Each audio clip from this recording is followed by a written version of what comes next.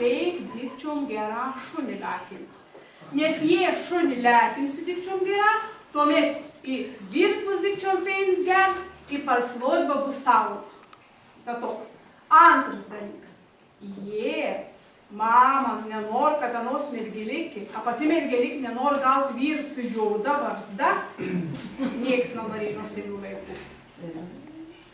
Tad tuomet reikia niekuomet negerti iš to kaitinam kružėliuką. Žinot, kas yra tas kaitinimas. Tai va, antras toks. Palaukit, užsirašiau dar trečias. Jo, dar ir toks.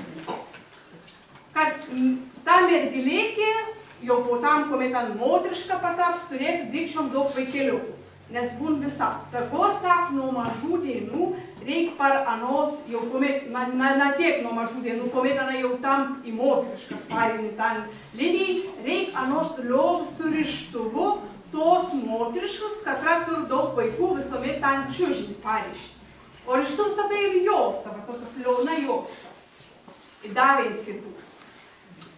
Saka, buvo ir seniausias laikus būdų tokių mergelėkių ir moteriškų, katros į liovą pasisaudo. Nu, būdavo tokių bėdų.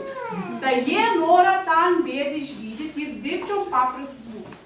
Kuomet ta mergelėkė užaug, reiks ona nueiti į bažnyčią, į katelikų užrašytai. Ir kuomet eini pro tas duris, buvo reik šaukt, tas katras eini. Myžals eini. Tai ir užrašyta. Ir tuomet sak tas liova nustojo.